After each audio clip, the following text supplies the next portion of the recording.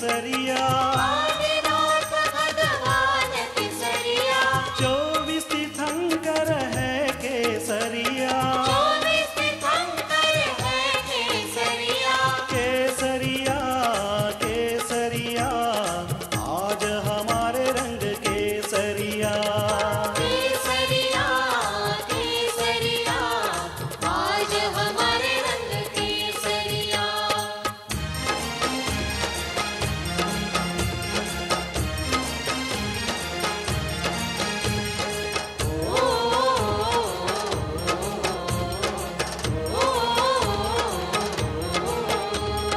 शांति सागर मुनि केसरिया, शांति सागर मुनि केसरिया, देशभूषण मुनि केसरिया, वेशभूषण मुनि केसरिया।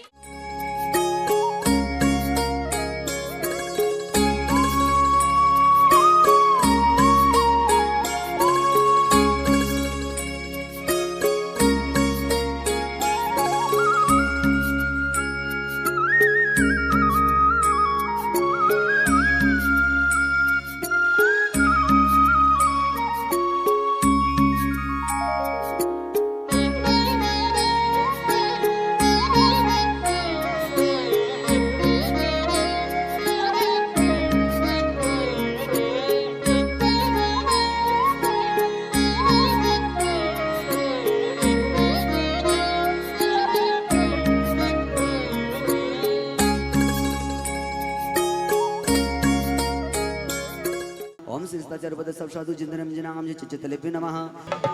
जय साधु अठाई 28 सिंगुड़ों को धरे सदा, निज आत्मा की साधना से च्युत न हो कदा।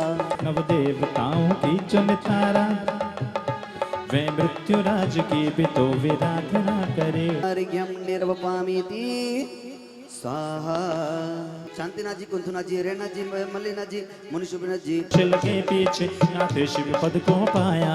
ओम ह्रीं श्री बाहुबली जिनेन्द्राय, ओम ह्रीं श्री अरमस्यौ समंगलोत्तम षणभूत पंच परमेष्ठिन संसारता विनाशिनाय चंदेनम निर्वपामीति मोक्षफल प्राप्ते फलम निर्वपामीति स्वाहा। कल्याणी पंचके कृतोदयमा तमीश अर्हन्ति मच्युते चतुष्टय हासुरांगम। आचार्य परमेश्वर ने अर्घ्यम निर्वपामिति। ओम ह्रीं त्रिदश प्रकार चारिताराधक साधु परमेश्वर ने अर्घ्यम निर्वपामिति। सौभाग्य सुधा तो सिद्ध भव्य जीवो युत ज्ञान भयो दितुल्य। ओम ह्रीं अरदादि शब्द 10 मंत्रेभ्यो समुदाय जयमाला पुनर्घ्यम निर्वपामिति। ओम ओम ओम ओम चतुरस्रे तीर्थंकर कुंडिकार पत्नक संस्कारा तीर्थंकर परम देवाय अर्घ्यम निर्वपामिति। ओम ह्रीं साधुभ्य नमः। ओम परम काष्ठी योग रूपाय नमः।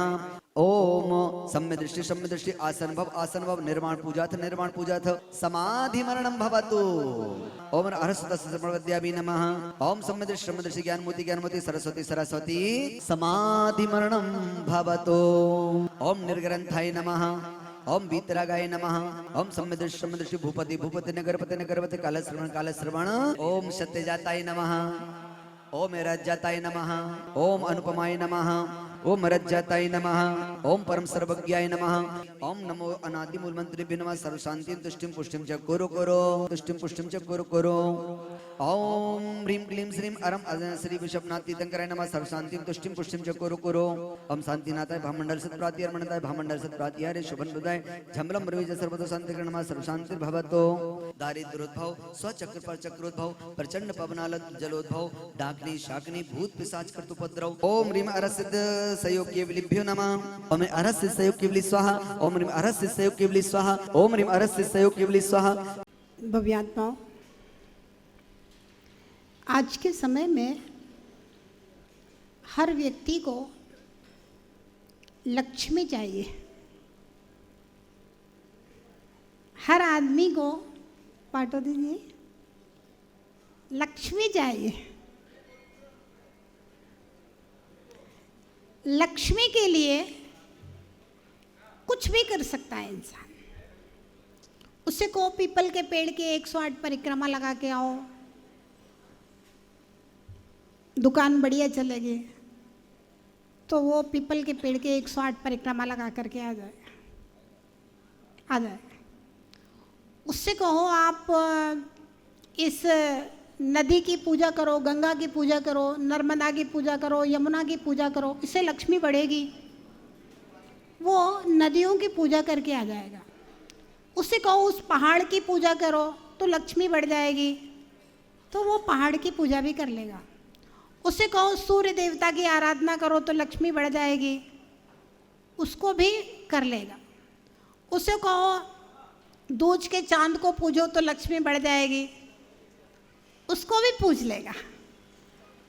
हाँ, उससे कहो गौ माता की पूजा करो तो लक्ष्मी बढ़ जाएगी, उसको भी पूज लेगा। उससे मतलब इंसान से लक्ष्मी की प्राप्ति के लिए कुछ भी कराया जा सकता है। और लोभ, प्रलोभन हमेशा इंसान को गलत मार्ग की ओर ले जाता है। लोभ पाप का बाप बखाना। पंडित जी की कथा सुनी होगी आप लोगों ने? नहीं सुनी? सुना देते हैं। पंडित जी बनारस से 12 साल पढ़ करके आए। पंडितानी जी ने पूछा क्या पढ़ करके आए हो? वेद पुराण ये वो सब पढ़ करके आए। बोले मैं एक सवाल पूछूं उसका जवाब दोगे? बोले हाँ। पाप का बाप कौन है? अब पंडित जी शांत। बोले किसी ग्रंथ में ये विषय तो पढ़ने में ही नहीं आया कि पाप का बाप कौन है, शब्द ही कभी नहीं आया। पंडितानी ने कहा अभी पढ़ाई पूरी नहीं हुई, फिर से पढ़ने जाओ बनारस। जब आपने पाप का बाप ही नहीं पढ़ा तो सब पढ़ाई बेकार है आपकी। तो आप फिर से पढ़ने जाओ। पंडित जी फिर से अपने पोथी पत्रा लेके पत्नी के कहने से बनारस पढ़ने चल देते हैं। ध्यान रखना, किताबों की पढ़ाई अपनी जगह है, लेकिन बुद्धि लगाना अपनी जगह। जिसमें बुद्धि नहीं है ना, वो किताबें पढ़ भी लेगा तो केवल किताबों के प्रश्नोत्तर हल कर पाएगा, और कोई दूसरा प्रश्न पूछ दिया तो फिर वो सोचने लग जाएगा, दिमाग नहीं लगा पाएगा।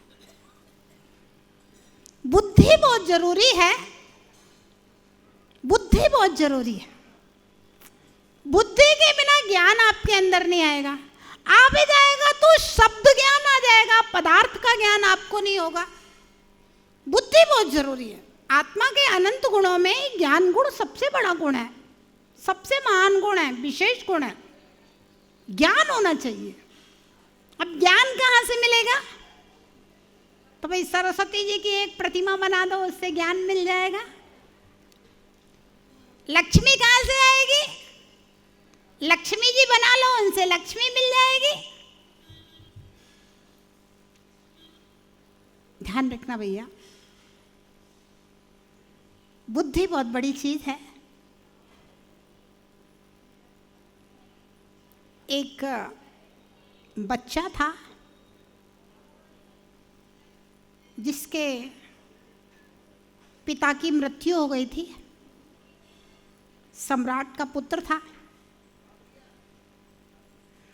तो दूसरे सम्राट ने, जो कि सम्राट का मित्र था, उसने अपने अंडर में पूरा राज्य ले लिया और ये कहा जब आपका बच्चा 8 साल का हो जाएगा तब ये साम्राज्य उसको दे दिया जाएगा।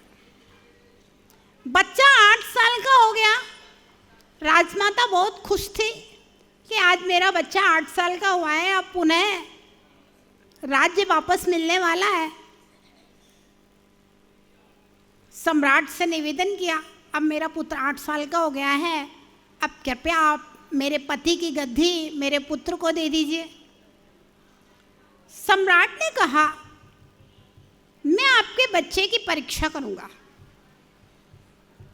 अगर वो मेरे सवालों का जवाब ठीक दे देगा वो राज्य संचालन के योग्य हैं और मैं अभी उसको सम्राट तो नहीं बनाऊंगा लेकिन युवराज बना दूंगा और 16 वर्ष की उम्र में 8 साल बाद उसको सम्राट बना दूंगा।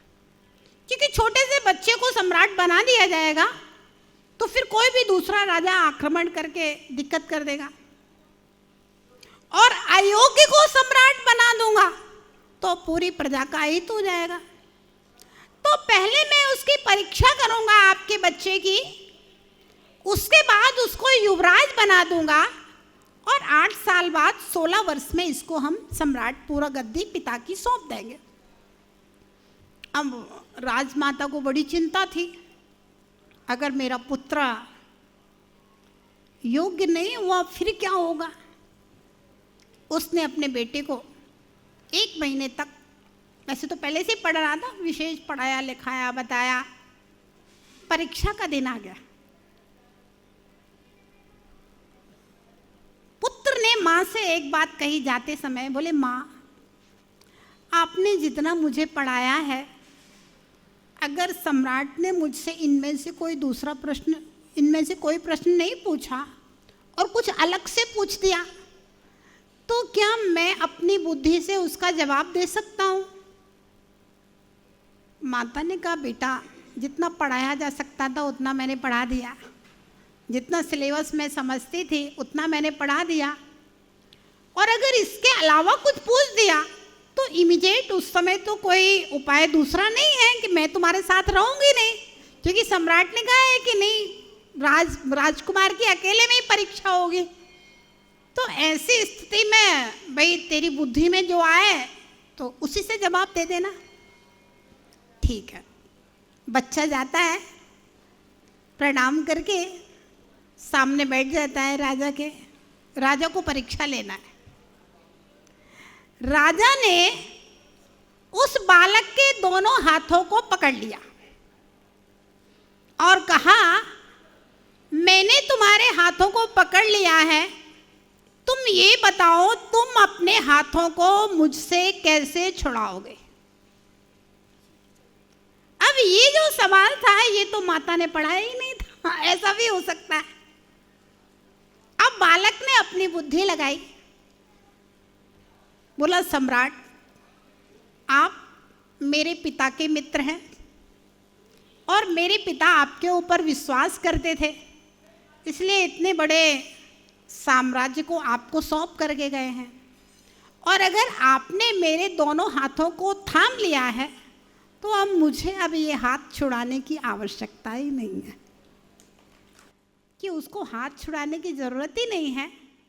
तो ये हमेशा राजगुरुओं की बात मानेगा और अपने से बड़ों का सम्मान करेगा, और जो व्यक्ति अपने से बड़ों का सम्मान करता है और राजगुरु की बात को मानता है वह सम्राट हमेशा अच्छे मार्ग में चलता है और सफल होता है।